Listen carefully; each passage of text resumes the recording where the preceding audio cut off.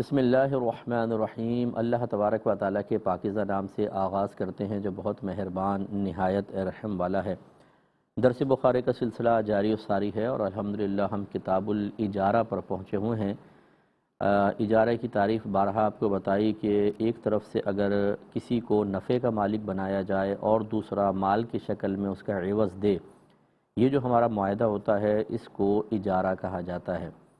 چنانچہ کبھی تو ہم جیسے اپنا مکان دے دیتے ہیں، کرایہ دار اس میں رہتا ہے، ہمارے مکان سے نفع لیتا ہے، اس کی اجرت دیتا ہے، اور کبھی ہم اپنی سروس پرووائڈ کرتے ہیں جیسے جاب وغیرہ کرتے ہیں اور پھر ادارہ ہمیں سیلری دیتا ہے، تو یہ سب اجارے میں آتے ہیں۔ اسی طرح ٹھیکے وغیرہ سب اجارے کے اندر ہوتے ہیں۔ اب ہماری شریعت نے مختلف چیزوں کے اجاروں کو جائز رکھا اور بعض چیزوں کو منع بھی کیا ہے۔ ایسا نہیں ہے کہ ہم ہر چیز کو کرائے پر دے دیں اور اس سے اجرت لیتے رہیں، یہ گناہ کی صورت بھی ہوتی ہے۔ اس لیے اس کی معرفت موقوف ہے شریعت کے بتانے پر۔ بہتر یہ ہوتا ہے کہ ہم ان احادیث کا اور خاص طور پہ جو فقہاء نے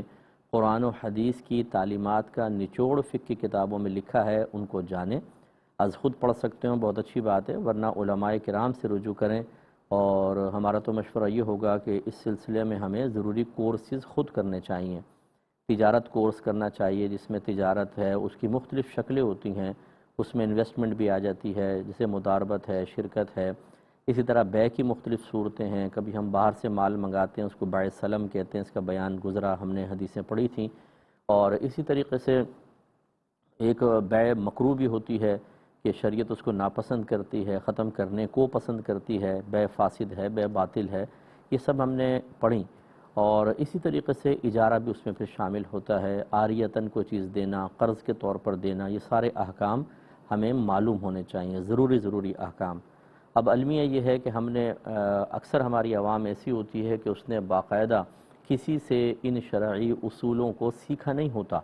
جو ہمارے معاشرے میں رائج ہے۔ جس طریقے سے خرید و فروخت ہو رہی ہے وہ صحیح ہے یا غلط، اسے جانے بغیر ہم بھی اس کا حصہ بن جاتے ہیں اور بعض اوقات گناہ گار ہوتے ہیں۔ تو اب یہ امام بخاری رحمۃ اللہ علیہ نے اس کا بالکل اختتام چل رہا ہے کتاب الاجارہ کا، اس میں ایک باب قائم کیا تھا، باب کسب البغی والاماء، کسب حرام کرنے والی باندیوں کی اجرت کا باب۔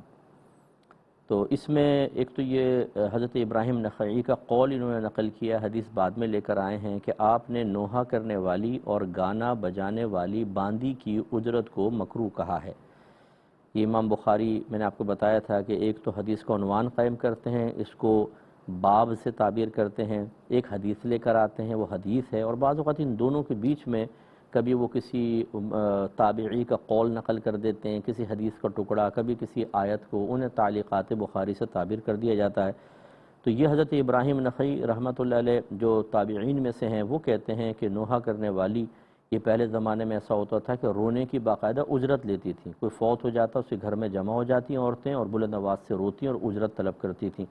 یہ منع فرمایا، اور گانے بجانے والی باندی کی اجرت کو مکروہ کہا ہے۔ اور ایک اس میں مطلب ایک دو حدیثیں ہے تو خارج سے، لیکن اس کی ذرا سمجھنے میں آسانی ہوگی۔ یہ مصنف ابن ابی شیبہ کی روایت ہے، 22,686 نمبر حدیث پاک ہے۔ ابو رافع انصاری بیان کرتے ہیں کہ نبی کریم صلی اللہ علیہ وسلم نے باندی کے کسب کو مکروہ جانا کہ شاید اسے جائز کسب نہ ملے تو وہ عصمت فروشی کرے۔ یعنی سرکار پہلے یہ ہوتا تھا جیسے باندی سے کہا بھی ٹھیک ہے تم کما کے لے کر آؤ، ہم تمہیں اجازت دیتے ہیں، تو مرد تو وہاں پہ چلے جاتے تھے بازاروں کے اندر، ایک عورت کیسے کما کے لے کر آئے گی؟ یعنی آقا اس کو آسانی دیتا تھا کہ تم ٹھیک ہے اتنا کما کے مجھے دے دو، میں تم سے خدمت نہیں لیتا گھر کی۔ اب وہ باندی چلی گئی تو یہ نبی کریم نے منع فرمایا کہ وہ اگر جائز کسب نہیں کر سکے گی تو یہ ہو سکتا ہے کہ شیطان اس کو بہکائے کہ وہ زنا کرے اور زنا کی اجرت لا کر دے دے، اس لیے باندیوں سے کسب نہ کروایا جائے۔ اور ابو انس بیان کرتے ہیں، یہ بھی مصنف ابی شیبہ کی روایت ہے اور 22,688 نمبر روایت ہے۔ ابو انس بیان کرتے ہیں کہ میں نے حضرت عثمان رضی اللہ تعالی عنہ کو یہ فرماتے ہوئے سنا کہ بچوں کو کمانے کا مکلف نہ کرو کہ وہ چوری کریں گے، اور نہ غیر ہنرمند باندی کو کمانے کا مکلف کرو کہ وہ عصمت فروشی کرے گی، اور تم پارسا ہو جب تک اللہ تعالیٰ تمہیں پارسا رکھتا ہے، اور تم کمائی کے ان ذرائع کو اختیار کرو جو پاکیزہ ہوں۔ تو دیکھیں کتنی پیاری بات حضرت عثمان غنی نے اپنے زمانے میں فرمائی کہ چھوٹے بچوں کو کام کے لیے نہ بھیجو، کیونکہ وہ چھوٹے ہوں گے، ہو سکتا ہے کوئی چوری وغیرہ بھی کریں، شیطان ان کو بہکائے، اور اسی طرح جو کوئی خاص ہنر نہ جانتی ہو اس باندی کو مکلف بنا دو، جاؤ اتنا کما کے لے کر آؤ، تو ہو سکتا ہے وہ عصمت فروشی کی طرف چلی جائے۔ تو لہٰذا یہ ویسے تو تعلیقات ہیں، حدیث آگے آ رہی ہے، اس پہ میں کلام کرتا ہوں، لیکن اس سے ہمیں اشارہ ملتا ہے حضرت عثمان غنی رضی اللہ تعالیٰ عنہ جلیل القدر صحابی ہیں اور تیسرے خلیفہ بھی ہیں، تو آپ کا فرمان بہت قابل توجہ ہے۔ ہمیں بھی غور کرنا چاہیے کہ ہم بعض اوقات مکلف بنا دیتے ہیں اپنے بچوں کو کمانے کا۔ ذرا بچے بڑے ہوتے ہیں، کہتے ہیں بھی کچھ کما کے لے کر آؤ، تمہاری ذمہ داری ہے۔ اب وہ کہاں سے کما رہے ہیں؟ کیا آپ نے ان کو شرعی احکام سکھائے ہیں؟ کیا آپ نے ان کو بتایا ہے کس طریقے سے پیسہ کمانا جائز ہوتا ہے، حلال ہوتا ہے، اور کس وجہ سے حرام ہو جاتا ہے؟ نہیں، پیسہ کما کے لاؤ، اب تم بڑے ہو گئے، پیسہ کماؤ۔ ایسی بعض اوقات بچیاں اپنے گھروں سے نکل جاتی ہیں، انہیں والدین اجازت دے دیتے ہیں کہ کہیں بھی جاب کر لو، ٹھیک ہے تم لے آؤ۔ اب وہ بچیاں بعض اوقات ان کو نہیں معلوم ہوتا کہ دنیا آپ کو پتہ ہے کس قدر خراب ہے، اور اسی سے پھر یہ کہانیاں جنم لیتی ہیں۔ یہ کہیں وہ پہنچتی ہیں اور ان کو نوکری کا جھانسا دیتے ہوئے بلیک میل کیا جاتا ہے، اور پھر بعض اوقات بڑے نازک مسائل ہو جاتے ہیں جو آپ سب سمجھتے ہیں۔ تو یہ ہمیں توجہ کرنی چاہیے کہ اگر فرض کر لیں کوئی ایسی شرعی مجبوری ہے کہ گھر میں بچوں کو بھی یا جو بھی اولاد تھوڑی بالغ ہوئی ہے، لڑکا ہے لڑکی، اس سے آپ چاہتے ہیں کہ اس کے ذریعہ آمدنی گھر پر آئے، تو پہلے اس کو اس کے لیے تیار کریں، پہلے اس کی تربیت کریں، پہلے اس کو تھوڑا سا علم سکھائیں، تاکہ وہ جائز ذرائع سے ہی روزی کمانے کی طرف آئیں، ناجائز کی طرف نہ جائیں۔ یہ بہت ضروری ہے۔ اب حدیث کی طرف آتے ہیں، اس پر حدیث لائے ہیں 2282 نمبر حدیث پاک ہے، اور حضرت ابو مسعود الانصاری رضی اللہ تعالیٰ عنہ بیان کرتے ہیں کہ رسول اللہ صلی اللہ علیہ وسلم نے کتے کی قیمت اور طوائف کی کمائی اور کاہن کی مٹھائی سے منع فرمایا۔ یہ حدیث پہلے بھی گزری ہے، تھوڑی سی شرح پھر کر دیتے ہیں ورنہ یہ اس کی شرح بھی گزر چکی ہے۔ سرکار نے کتے کی قیمت سے منع فرمایا، تو یہ پہلے دور میں تھا، یعنی ابتدائی دور میں، جب نبی کریم صلی اللہ علیہ وسلم نے کتوں کو رکھنے کی اجازت مرحمت نہ فرمائی تھی۔ پھر جب اجازت دے دی، جیسے شکاری کتوں کو رکھنے کی کہ ان کے ذریعے شکار کیا جاتا تھا، ایسی گھر میں حفاظت کے لیے، اسی طرح بکریوں کے ریوڑ وغیرہ کو کنٹرول کرنے کے لیے کتے استعمال ہونے شروع ہوئے، تو نبی کریم صلی اللہ علیہ وسلم نے ان کی اجازت مرحمت فرمائی۔ اس کا مطلب ہے کہ اب علماء نے فرمایا کہ ایسا کتا جو معلم نہ ہو، معلم یعنی جس کو آپ تعلیم دے سکیں، وہ تعلیم سیکھنے کے قابل ہو، کٹھک نہ بلکہ کتا کاٹ کھاتا ہے، اپنے مالک کو بھی کاٹ کھاتا ہے، یعنی سیکھنے کے قابل نہیں، اس کی خرید و فروخت ناجائز ہوگی۔ اور باقی وہ کتے کہ جو آپ جیسے شکاری ہیں، یا میں نے آپ کو عرض کیا تھا بعض اوقات یہ کتے ایسے مطلب صلاحیتوں کے مالک ہوتے ہیں کہ مجرم کو پہچان لیتے ہیں، اگر ڈرگس وغیرہ رکھی ہوتی ہیں بیگ میں تو ان کی سینسز ایسی ہوتی ہیں کہ یہ اس کا پتہ بتا دیتے ہیں۔ ابھی تو بڑے مہنگے مہنگے کتے ہوتے ہیں، تو ان کو کوئی حرج نہیں ہے، خرید و فروخت کر سکتے ہیں، فقہ حنفی میں اس کی گنجائش ہے۔ تو لہٰذا بعض اوقات اس طرح کی جو اعلیٰ نسل کے کتے ہیں، لوگ لائف سٹاک کا کام کرتے ہیں باقاعدہ، ان کے فارم ہاؤسز ہیں اور وہاں سے پورے ورلڈ میں وہ ڈاگز جاتے ہیں اور وہ اچھا خاصا سرمایہ کماتے ہیں۔ تو فقہ حنفی نے اس کی اجازت دی ہے کہ اگر ایسے کتے ہوں کہ جن کو آپ حفاظت کے لیے، غلے کے ریوڑ، بکریوں کے ریوڑ وغیرہ کو کنٹرول کرنے کے لیے اور شکار وغیرہ کے لیے استعمال کریں، ان کی خرید و فروخت صحیح ہے۔ اور طوائف کی کمائی سے سرکار نے منع فرمایا، تو یہ ایسا ہوتا تھا کہ پہلے جو آقا ہوتے تھے وہ اپنی باندیوں کو وہی بھیج دیا کرتے تھے کہ اتنا کما کے لے کر آؤ، حالانکہ پتہ تھا کہ وہ زنا کرے گی اور زنا سے کمائے گی، وہ پھر بھی اس کی کمائی کو حاصل کرتے تھے۔ نبی کریم صلی اللہ علیہ وسلم نے اس کو منع فرمایا۔ اور کاہن کی مٹھائی سے منع فرمایا، یعنی کاہن سمجھ لیں جو ستاروں کی، اس زمانے میں ستاروں کی چال کے ذریعے اور اس کے علاوہ جنات کو قابو کر کے ان سے آسمانی خبریں حاصل کرنے کی کوشش کرتے تھے، انہیں کاہن کہتے تھے۔ یہ الگ بات ہے کہ جب نبی کریم صلی اللہ علیہ وسلم کو مبعوث فرمایا گیا تو اللہ تبارک و تعالی نے جنات کو آسمان پہ جانے سے روک دیا، یعنی ورنہ پہلے یہ جاتے تھے اور آسمان دنیا تک پہنچ جاتے تھے جنات، اور وہاں جا کر پھر وہ کان لگا کے سنتے۔ اگر فرشتے آپس میں محو کلام ہوتے، جیسے کوئی فرشتہ کہہ رہا ہے کہ مجھے فلاں علاقے میں بھیجا اللہ نے تاکہ میں بارش برساؤں، تو وہ فوراً آ کے اپنے مالک کو بتایا کرتے تھے۔ یہ کاہن غیبی یعنی بظاہر غیبی خبریں دیتے کہ بھئی ایسا ہوگا، اور بعض اوقات ویسا ہو بھی جاتا، تو لوگ ان سے خبریں معلوم کرتے۔ جب نبی کریم صلی اللہ علیہ وسلم کو مبعوث فرمایا گیا تو اس سلسلے کو ختم کیا گیا، کیونکہ اگر یہ سلسلہ قائم رہتا، نبی کریم صلی اللہ علیہ وسلم منع نہ فرماتے، تو آپ کی طرف بھی کہانت کی نسبت کی جاتی کہ آپ بھی اسی طریقے سے جنات کے ذریعے یا کسی اور ذریعے سے معلومات حاصل کر لیتے ہیں۔ چنانچہ جب نبی کریم صلی اللہ علیہ وسلم نے علم نجوم کے حصول کو یا اس کو استعمال کو منع کیا، اس کے ذریعے خبریں دینے کو منع کر دیا، کاہنوں کو بالکل منع کر دیا، اور آسمانی یعنی اللہ تعالیٰ کی طرف سے آسمانی آفت یہ مقرر کی گئی کہ اگر کوئی جن اب آسمان کی طرف جائے تو شہاب ثاقب اس کا پیچھا کرتا ہے، یعنی آگ کا شعلہ آ کے اس کو لگتا ہے اور وہ جنات وہاں اوپر نہیں جا سکتے۔ تو جب ایسا ہوا کہ جنات کو شعلے لگنے شروع ہوئے تو انہوں نے آپس میں کہا بھی ایسا کون سا واقعہ ہوا ہے کہ اب ہم پر آسمانوں کی طرف جانا روک دیا گیا؟ تحقیق کی تو پتہ چلا کہ نبی کریم صلی اللہ علیہ وسلم نے اعلان نبوت فرمایا ہے۔ اس کے بعد یہ سلسلہ موقوف ہو گیا۔ تو لہٰذا اس طرح جو اس طرح کی کمائی جو ہے وہ شرعاً جائز نہیں ہوتی کہ آپ کسی بھی طریقے سے جن چیزوں کو رحمت کونین صلی اللہ علیہ وسلم نے منع فرمایا ان کو استعمال کر کے غیبی خبریں یعنی مستقبل کی خبریں حاصل کریں اور ان کے لوگوں کے درمیان عام کریں، اس کو منع کیا گیا ہے۔ تو بڑی معذرت کے ساتھ یہ بتا دیتے ہیں کہ بھئی آپ کے آئندہ ہفتے میں آپ کے ساتھ کیا ہو جائے گا، 15 دن میں، 20 دن میں کیا ہوگا، اور اکثر یہ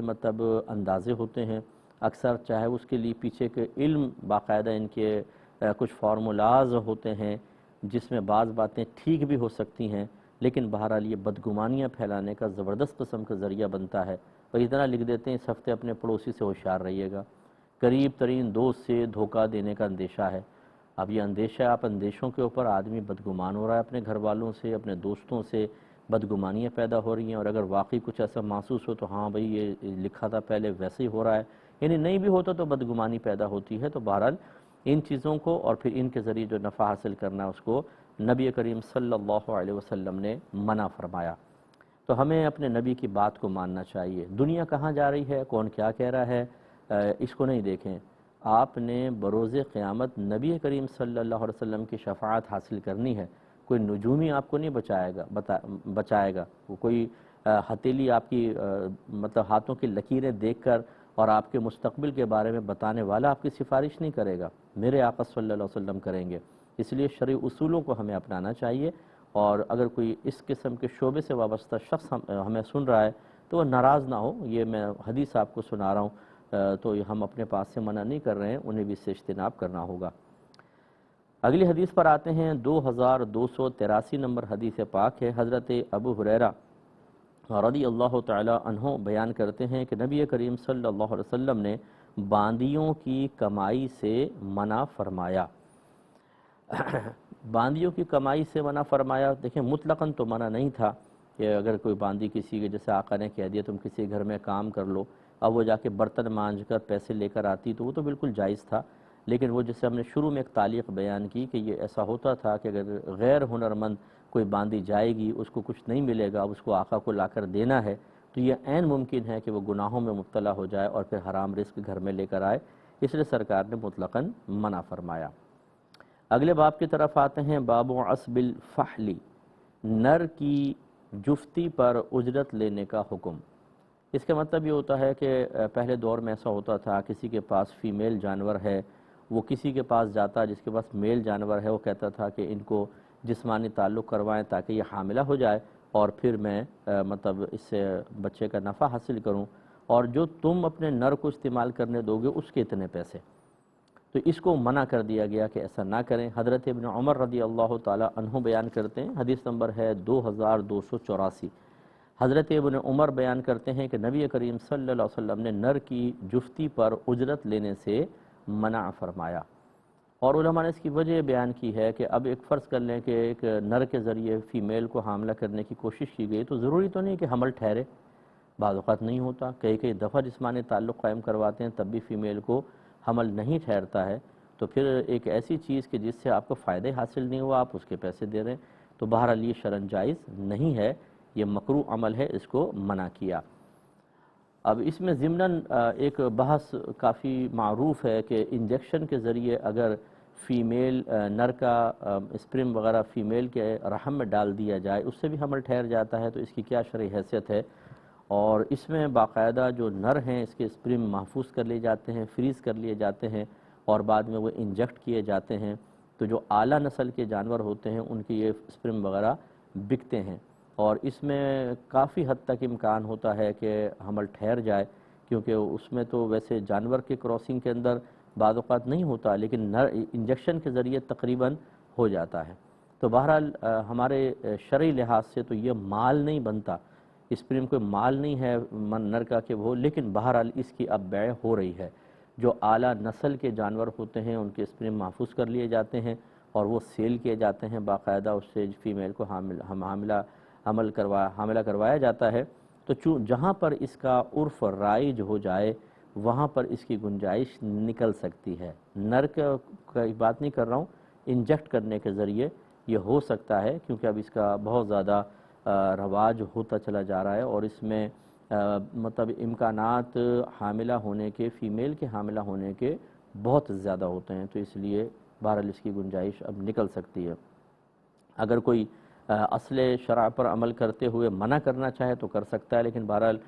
ہمارے نزدیک اس کی اجازت ہونی چاہیے۔ باب اذا استأجر احد ارضا فمات احدهما، جب کسی شخص نے زمین کرائے پر لی پھر فریقین میں سے کسی کی وفات ہو گئی۔ اب ہمارے ہاں اصول یہ ہوتا ہے کہ آپ نے اگر کسی کی زمین وغیرہ مکان کرائے پہ لیا اور دونوں میں سے کوئی ایک فوت ہو گیا، وہ ہو گیا تو یہ اجارہ منسوخ ہو جاتا ہے، اور اب یہ دوبارہ اگر کرنا چاہتے ہیں، جیسے اب رہنا چاہتے ہیں، تو وارثوں سے پوچھنا پڑے گا، کیونکہ اگر جیسے والد صاحب کا انتقال ہو گیا، انہوں نے مکان کسی کو کرائے پر دیا ہوا تھا، تو اب وہ مکان والد صاحب کا نہیں رہا، وہ اولاد کی وراثت میں آ جائے گا، تو لہٰذا وارثوں سے پھر نیا ایگریمنٹ کرنا ہوگا۔ تو اس میں اختلاف ہے اس مسئلے میں، لیکن صحیح یہی ہے کہ ہم اس کو منع کرتے ہیں کہ جی وارث ہوں، یہ عقد اجارہ جو ہے آگے منتقل نہیں ہوگا۔ تو یہ باب قائم کر کے اس پر حدیث لائے ہیں 2285 نمبر،